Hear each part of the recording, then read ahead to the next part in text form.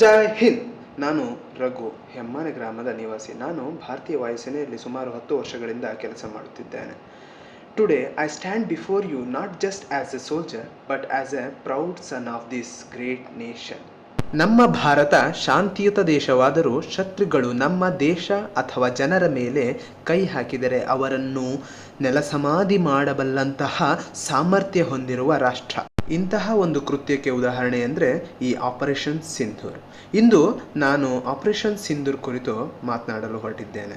ನಮ್ಮ ಈ ಮೂರು ಸೇನೆ ಹೇಗೆ ಪಾಕಿಸ್ತಾನಕ್ಕೆ ಪಾಠ ಕಲಿಸಿತು ಅಂತ ತಿಳ್ಕೊಳ್ಳೋಣ. ಈ ಪಹಲ್ಗಾಮ್ ಅನ್ನೋದು ಒಂದು ಟೂರಿಸ್ಟ್ ಪ್ಲೇಸ್. ಇದನ್ನು ಮಿನಿ ಸ್ವಿಟ್ಜರ್ಲ್ಯಾಂಡ್ ಅಂತಲೂ ಕರೀತಾರೆ.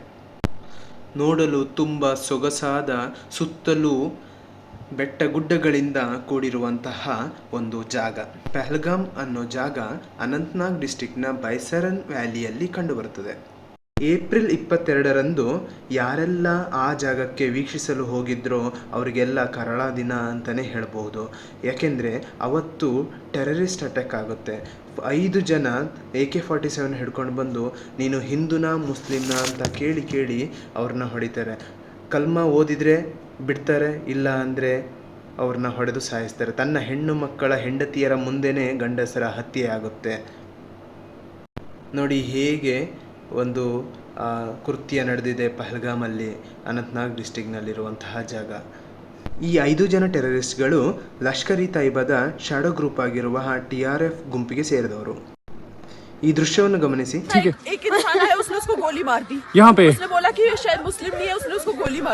ನೋಡಿ ಹೇಗೆ ಮುಸ್ಲಿಂ ಅಲ್ಲ ಅಂತ ಹೇಳಿ ಫೈರ್ ಮಾಡಿದ್ದಾರೆ. ಕೆಲವೊಂದು ದೃಶ್ಯಗಳನ್ನು ನೋಡಿದರೆ ಮೈ ಜುಮ್ ಎನಿಸುತ್ತದೆ. ನೀವು ಈ ವಿಡಿಯೋದಲ್ಲಿ ಕ್ಲಿಯರ್ ಆಗಿ ನೋಡ್ಬೋದು, ಒಬ್ಬ ಜಿಪ್ ಲೈನರ್ ಅವರಿಗೆ ಗೊತ್ತಿಲ್ಲ ಅವರು ಕ್ಯಾಪ್ಚರ್ ಮಾಡ್ತಾ ಇರುವಾಗ 5 ಟೆರರಿಸ್ಟ್ಗಳ ಗುಂಪು ಬಂದು ಏನು ಮ್ಯಾಸಿವ್ ಅಟ್ಯಾಕ್ ಮಾಡುತ್ತೆ ಪಹಲ್ಗಾಮ್ನಲ್ಲಿ. ಆ ಅಟ್ಯಾಕ್ ಮಾಡಿದ ರೀತಿ ಹೇಗಿರುತ್ತೆ ಅಂದರೆ ನೋಡಿ, ಅಲ್ಲಿ ಒಬ್ಬ ಈಗ ದೃಶ್ಯದಲ್ಲಿ ಕಾಣುತ್ತೆ ಓಡ್ತಾ ಇರ್ತಾನೆ. ಆ ಓಡ್ತಾ ಇದ್ದಂತಹ ವ್ಯಕ್ತಿಗೆ ಅವರು ಟಾರ್ಗೆಟ್ ಮಾಡಿ ಹಿಟ್ ಮಾಡ್ತಾರೆ. ಅವರು ಈಗ ತಕ್ಷಣದಲ್ಲೇ ಶಾರ್ಟ್ ಡೆಡ್ ಆಗಿ ಕೆಳಗಡೆ ಬೀಳ್ತಾ ಇರುವ ದೃಶ್ಯ ನೀವು ನೋಡ್ಬೋದು ಇಲ್ಲಿ. ಹಿಂದೂಗಳ ಮೇಲೆ ನಡೆದಂಥ ಕೃತ್ಯಕ್ಕೆ ಪ್ರತೀಕಾರವಾಗಿ ಸೇಡನ್ನು ತೀರಿಸಿಕೊಳ್ಳೋದಕ್ಕೆ ಭಾರತ ಸರ್ಕಾರ ಉಗ್ರರ ನೆಲೆಗಳನ್ನು ಧ್ವಂಸ ಮಾಡಲು ಭಾರತದ ವಾಯುಸೇನೆ, ಭೂಸೇನೆ ಹಾಗೂ ನೌಕಾಸೇನೆಗೆ ಫುಲ್ ಪವರ್ನ ಕೊಡುತ್ತೆ. ನಮ್ಮ ಇಂಡಿಯನ್ ಏರ್ಫೋರ್ಸ್ ಈ ಆಪರೇಷನ್ಗೆ ಆಪರೇಷನ್ ಸಿಂಧೂರ್ ಅನ್ನೋ ಹೆಸರನ್ನು ಇಡುತ್ತೆ. ಇದು ಆಪರೇಷನ್ ಸಿಂಧೂರ್ ಯಾಕೆ ಅಂದರೆ ನಮ್ಮ ಮಹಿಳೆಯರ ಕುಂಕುಮವನ್ನು ಅಳಿಸುವಂತಹ ಕೃತ್ಯವನ್ನು ಮಾಡಿದಂತಹ ಟೆರರಿಸ್ಟ್ಗಳಿಗೆ ಸರಿಯಾದ ಪಾಠವನ್ನು ಕಳಿಸ್ಬೇಕು ಅಂತ ಆಪರೇಷನ್ ಸಿಂಧೂರ್ ಅನ್ನೋ ಹೆಸರನ್ನು ಇಡಲಾಗುತ್ತೆ. ನಮ್ಮೆಲ್ಲರಿಗೂ ಅನಿಸ್ಬೋದು, ಏಪ್ರಿಲ್ 22ರಂದು ಉಗ್ರರು ನಮ್ಮ ಪಹಲ್ಗಾಮ್ನಲ್ಲಿ ದಾಳಿ ಮಾಡ್ತಾರೆ, ಆದರೆ ನಾವು ಮೇ 7ರಂದು ಅವ್ರ ಮೇಲೆ ದಾಳಿ ಮಾಡ್ತೀವಿ. ಯಾಕೆ ಈ 11 ದಿನಗಳ ಬ್ಯಾಕ್ಲಾಕ್ ಆಯಿತು? ಇದರಲ್ಲಿ ಏನಿರುತ್ತೆ, ಈ 11 ದಿನ ಪ್ರಿಪ್ರೇಷನ್ ಡೇ ಆಗಿರುತ್ತೆ. ವಿತ್ ಪ್ರಿಸಿಷನ್ ಅಕ್ಯುರಸಿ ಜೊತೆ 100% ಟಾರ್ಗೆಟ್ನ ಹಿಟ್ ಮಾಡುವಂತಹ ಉದ್ದೇಶದಿಂದ ಈ 11 ದಿನಗಳನ್ನು ತಗೊಳ್ತಾರೆ. ಮಿಸೈಲ್ನೆಲ್ಲ ಸಾಗಾಣಿಕೆಗಳಿರುತ್ತೆ, ಬಾರ್ಡರ್ ತಗೊಂಡು ಹೋಗಬೇಕು. ಹಾಗಾಗಿ ಈ ದೃಶ್ಯನ ನೀವು ನೋಡ್ತಾ ಇರ್ಬೋದು. ಈ ದೃಶ್ಯದಲ್ಲಿ ಹೇಗೆ ನಮ್ಮ ಫೈಟರ್ ಜೆಟ್ಗಳು ಪಾಕಿಸ್ತಾನದ ಗಡಿಯನ್ನು ದಾಟಿ ಹೋಗಿ ಅವರ ಭೂಮಿಯಲ್ಲೇ ಅವರ ಉಗ್ರರನ್ನು ನೆಲಸಮಾಧಿ ಮಾಡ್ತಾ ಇರುವಂಥ ದೃಶ್ಯ. ಇದು ಫೈಟರ್ ಜೆಟ್ಗಳ ಸ್ಪೀಡ್ ಎಷ್ಟಿರುತ್ತೆ ಅಂದರೆ 1200ಇಂದ 1700 1800 km/h ಸ್ಪೀಡಲ್ಲಿ ಹೋಗುತ್ತೆ. ಊಹಿಸ್ಕೊಳ್ಳಿ, ನಾವು 100 km/h ಸ್ಪೀಡಲ್ಲೇ ಬೈಕಲ್ಲಿ ಹೋದರೆ ಕೂತ್ಕೊಳ್ಳೋಕ್ಕಾಗಲ್ಲ. ಹಾಗೆ 1800 ಸ್ಕ್ವೇರ್ ಫೀಟಲ್ಲಿ ಹೋಗ್ತಾರೆ. ಹೀಗೆ ಹೋದಂಥ ಫೈಟರ್ ಜೆಟ್ಗಳು 9 ಉಗ್ರರ ಜಾಗವನ್ನು ಐಡೆಂಟಿಫೈ ಮಾಡಿಕೊಂಡು ಟಾರ್ಗೆಟ್ ಮಾಡಿ ಹಿಟ್ ಮಾಡ್ತವೆ. ಎಲ್ಲ ನೀವು ಅಬ್ಸರ್ವ್ ಮಾಡ್ಬೋದು. ಈಗ ಒಂದೊಂದಾಗಿ ನಾವು ತಿಳ್ಕೊಳ್ಳೋಣ. ಅದರಲ್ಲಿ ಮೊದಲನೆಯದು ಪಾಕಿಸ್ತಾನದ ದಕ್ಷಿಣ ಭಾಗದಲ್ಲಿರುವಂತಹ ಬಹವಲ್ಪುರ್. ಇದು ಹಬ್ ಆಫ್ ಜೈಷ್ ಇ ಮೊಹಮ್ಮದ್. ಇದು ಏನಾಗಿದೆ, nerve centre of the planning attacks. Next Muridke. ಇದು LET ಲಷ್ಕರ್ ಇ ತೈಬಾದವರ ಗುಂಪು. ಮ್ಯಾಸಿವ್ ಟ್ರೈನಿಂಗ್ ಮತ್ತು ಇಕ್ವಿಪ್ಮೆಂಟ್ ಅಂತ ಹೊಂದಿರುವಂಥ ಸೆಂಟ್ರು. ಹೇಗೆ ಈ ಸೆಂಟ್ರನ್ನು ಫುಲ್ಲು ಡೆಮಾಲಿಷ್ ಮಾಡಿದ್ದಾರೆ ವಿತ್ ಬಾಂಬ್ ಮತ್ತು ರಾಕೆಟ್ ಆ್ಯಂಡ್ ಮಿಸೈಲ್ನ ಯೂಸ್ ಮಾಡಿಕೊಂಡು. ನೆಕ್ಸ್ಟ್ ಮೂರನೇದು Tehra Kalan. Closer to our border, Indian border ಕ್ಲೋಸರಲ್ಲಿದೆ.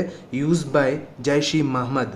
ಇದು entry point of the Jammu Kashmir, infiltration ಆಗುವಂತಹ ಒಂದು ಜಾಗ. Next target Sialkot, line of ಕಂಟ್ರೋಲಲ್ಲಿರುವಂತಹ ಹಿಜ್ಬುಲ್ ಮುಜಾಹಿದ್ದೀನ್ ಅನ್ನೋ ಟೆರರಿಸ್ಟ್ ಗ್ರೂಪ್ಗೆ ಸೇರುತ್ತೆ. ಇದು ಆಪರೇಟಿಂಗ್ ಕಾಶ್ಮೀರ್ ವ್ಯಾಲಿ, ಅಂದರೆ ಈ ಕಾಶ್ಮೀರದ ವ್ಯಾಲಿಯಲ್ಲಿ ಏನೇ ಆಗ್ತಾಯಿದ್ರು ಅದನ್ನು ಇನ್ಫಿಲ್ಟ್ರೇಷನ್ ಮಾಡಿ ಟೆರರಿಸ್ಟ್ನ ಕಳಿಸ್ಕೊಡುವಂತಹ ಕಂಟ್ರೋಲ್ನ ಮಾಡ್ತಾ ಇರುತ್ತೆ. ನೆಕ್ಸ್ಟ್ ಮಸ್ಜಿದ್ ಅಹ್ಲೆ ಹದೀತ್, ಬರ್ನಾಲಾದಲ್ಲಿರುವಂತಹ ಉಗ್ರರ ಸಂಘಟನೆಯ ಮಸ್ಜಿದ್. ಈ ಮುಸ್ಲಿಂ ರಿಲಿಜಿಯಸ್ ಸೈಟ್ ಆಗಿರುವಂತಹ ಮಸ್ಜಿದ್ ಜಾಗವನ್ನು ಇಂಡಾಕ್ಟ್ರೈನ್ ಮತ್ತು ರಿಕ್ರೂಟ್ಮೆಂಟ್ಗೋಸ್ಕರ ಯೂಸ್ ಮಾಡ್ಕೊಳ್ತಾ ಇರ್ತಾರೆ. ಹಾಗೆ ನೆಕ್ಸ್ಟ್ ಬಂದರೆ ಕೋಟ್ಲಿಯಲ್ಲಿ ಜೈಷ್ ಇ ಮೊಹಮ್ಮದ್ ಮತ್ತು ಹಿಜ್ಬುಲ್ ಮುಜಾಹಿದ್ದೀನ್ ಅವರು ಕಂಟ್ರೋಲ್ ಇಟ್ಕೊಂಡಿರ್ತಾರೆ. ಇದು ಬೆಲ್ಟ್ ಆಫ್ ಟೆರರ್ ಆ್ಯಕ್ಟಿವಿಟಿ ಅಂತಲೇ ಕರಿಬಹುದು. ನೆಕ್ಸ್ಟ್ ಟಾರ್ಗೆಟ್ ಮುಜಾಫರ್ಬಾದ್, ಅಲ್ಲಿ ಮೈಂಡ್ ವಾಶ್ನ ಮಾಡಿ ಟೆರರಿಸ್ಟ್ಗಳನ್ನ ಇಂಡಿಯಾದ ಬಾರ್ಡರ್ ಒಳಗಡೆ ಕಳಿಸುವಂತಹ ಇನ್ಫಿಲ್ಟ್ರೇಷನ್ ಕ್ಯಾಂಪ್ ಆಗಿರುತ್ತೆ. ನೆಕ್ಸ್ಟ್ ಇನ್ ಸೇಮ್ ಮುಜಾಫರ್ ನಗರಲ್ಲಿ ಟ್ರೈನಿಂಗ್ ಕ್ಯಾಂಪ್ ಇರುತ್ತೆ. ಇಲ್ಲೇನಾಗುತ್ತೆ ಅಂದರೆ ಎಕ್ಸ್ಪ್ಲೋಸಿವ್ನ ಹೇಗೆ ಹ್ಯಾಂಡಲ್ ಮಾಡೋದು ಅಂತ ಜೈಷ್ ಇ ಮೊಹಮ್ಮದ್ ಅವರ ಹೆಡ್ ಕ್ವಾರ್ಟರ್ ಕೂಡ ಆಗಿರುತ್ತೆ. ಇಲ್ಲಿ ಹೇಳ್ಕೊಡಲಾಗುತ್ತೆ, ಇಲ್ಲಿ ಟ್ರೈನಿಂಗ್ನ ಕೊಡಲಾಗುತ್ತೆ ಟೆರರಿಸ್ಟ್ಗಳು before entering in to our territory of India. ಹೀಗೆ 9 ಉಗ್ರರ ನೆಲೆಗಳನ್ನು ಟಾರ್ಗೆಟ್ ಮಾಡಿಕೊಂಡು ನಮ್ಮ ಏರ್ಫೋರ್ಸ್ನ ಫೈಟರ್ ಜೆಟ್ಗಳು ಟೇಕ್ ಆಫ್ ಆಗ್ತವೆ, ಎಂಟರ್ ಆಗ್ತವೆ ಪಾಕಿಸ್ತಾನದ ಬಾರ್ಡರ್ ಒಳಗಡೆ. ಆಮೇಲೆ ಆ ಟಾರ್ಗೆಟ್ಗಳನ್ನು ವಿತ್ ಅಕ್ಯುರಸಿ ಜೊತೆ 100% ಅಕ್ಯುರಸಿ ಜೊತೆ ಹಿಟ್ ಮಾಡ್ತವೆ. ಡೆಮಾಲಿಷ್ ಆಗ್ತಿರೋಂಥ ದೃಶ್ಯಗಳನ್ನು ನೀವು ನೋಡ್ತಾ ಇರ್ಬೋದು. ಸರಿಸುಮಾರು 1 ಗಂಟೆ 44 ನಿಮಿಷಕ್ಕೆ ಪಾಕಿಸ್ತಾನದ ಬಾರ್ಡರಲ್ಲಿ ಎಂಟ್ರಿ ಆಗಿರುವಂತಹ ನಮ್ಮ ಫೈಟರ್ ಜೆಟ್ಗಳು ಪೂರ್ತಿ ಧ್ವಂಸ ಮಾಡಿದ್ದಾವೆ ಟೆರರಿಸ್ಟ್ ಗುಂಪುಗಳನ್ನು. ನೀವು ನೋಡ್ತಾ ಇರುವಂಥ ದೃಶ್ಯದಲ್ಲಿ ಕಾಣ್ತಾ ಇದೆ. ಹೀಗೆ ಪಾಕಿಸ್ತಾನದ ಉಗ್ರರ ನೆಲೆಗಳ ಮೇಲೆ ಭಾರತ ದಾಳಿ ಆದ ನಂತರ ಪಾಕಿಸ್ತಾನ ಟರ್ಕಿಯ ನೆರೆ ಹೋಗುತ್ತೆ. ಟರ್ಕಿ 400ಕ್ಕೂ ಹೆಚ್ಚು ಡ್ರೋನ್ಗಳು ಹಾಗೂ ಸಬ್ಮರೈನ್ನ ಪಾಕಿಸ್ತಾನದ ನೆರವಿಗೆ ಕಳಿಸ್ಕೊಡುತ್ತೆ ಇಂಡಿಯಾ ಅಗೇನ್ಸ್ಟಲ್ಲಿ ವಾರ್ ಮಾಡೋದಕ್ಕೆ. ಟರ್ಕಿಗೆ ಲಾಸ್ಟ್ ಇಯರ್ ಭೂಕಂಪ ಆದಾಗ ನಾವು ಆಪರೇಷನ್ ದೋಸ್ತ್ ಹೆಸರಲ್ಲಿ ತುಂಬ ವಸ್ತುಗಳನ್ನು ಸಹಾಯ ಮಾಡಿರ್ತೀವಿ. ಅದನ್ನು ಮರೆತು ಟರ್ಕಿ ಮುಸ್ಲಿಂ ರಿಲಿಜಿಯನ್ ಅನ್ನೋ ಒಂದೇ ಕಾರಣಕ್ಕೆ ಅವರಿಗೆ ಹೆಲ್ಪ್ ಮಾಡುತ್ತೆ. ಹೀಗೆ ಟರ್ಕಿಯಿಂದ ಡ್ರೋನ್ ನೆರವು ಪಡೆದಂತಹ ಪಾಕಿಸ್ತಾನ ಭಾರತದ 15 ಲೊಕೇಶನ್ಗಳ ಮೇಲೆ ಟಾರ್ಗೆಟ್ ಮಾಡುತ್ತೆ. ಅದರಲ್ಲಿ ಮುಖ್ಯವಾಗಿ ಅವಂತಿಪುರ್, Amritsar, Srinagar, Jammu and Kashmir, Pathankot,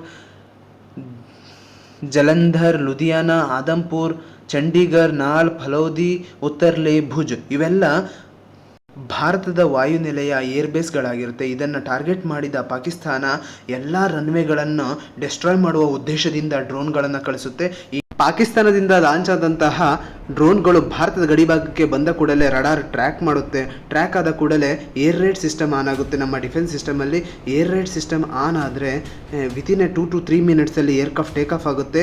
ORP operation readiness platform ಅಂತ ಕರಿತೀವಿ. ಇದು 2 to 3 ಮಿನಿಟ್ಸಲ್ಲಿ ರೆಡಿಯಾಗಿರುವಂಥ ಏರ್ಕ್ರಾಫ್ಟ್ಗಳನ್ನು ಪೈಲಟ್ಗಳು ಟೇಕ್ ಆಫ್ ಮಾಡ್ತಾರೆ. ಹೇಗೆ ನೋಡಿ ಟೇಕ್ ಆಫ್ ಮಾಡ್ತಾ ಇದ್ದಾರೆ.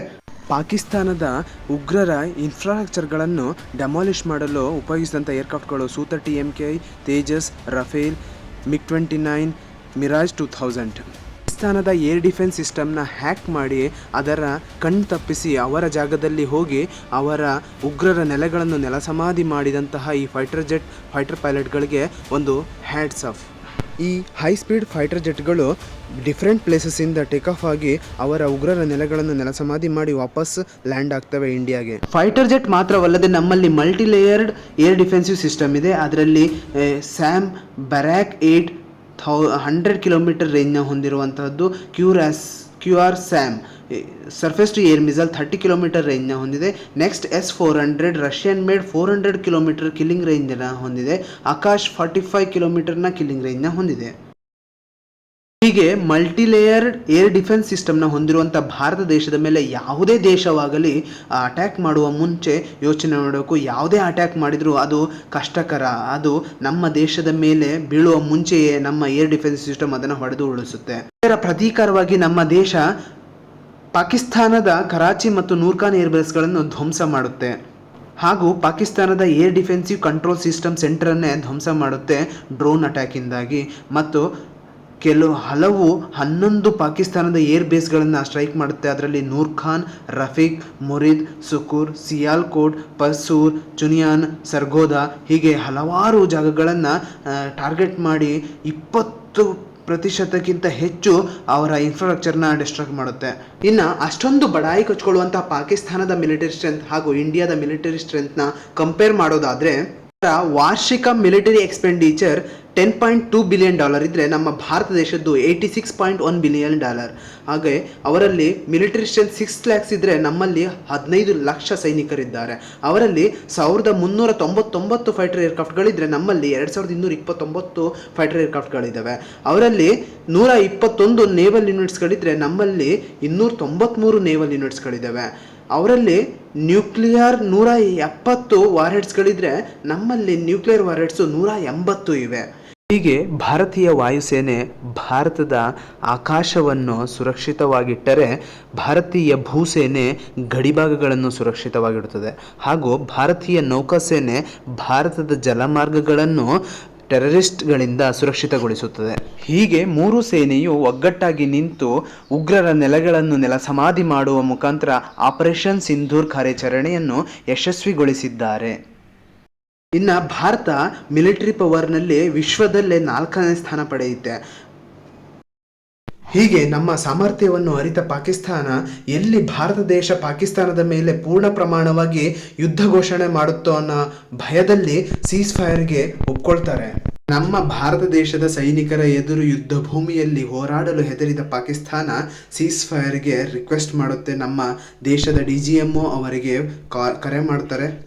ಹೀಗೆ ಸೀಸ್ ಫೈರ್ಗೆ ಒಪ್ಪಿಕೊಂಡಂತಹ ಭಾರತ ಮೇ 10ರಂದು ಅಫಿಷಿಯಲ್ ಆಗಿ 5 ಗಂಟೆಯ ನಂತರ ಸಂಜೆ ಅನೌನ್ಸ್ ಮಾಡ್ತಾರೆ, seize fire, stop firing and military actions on land, in the air, in C.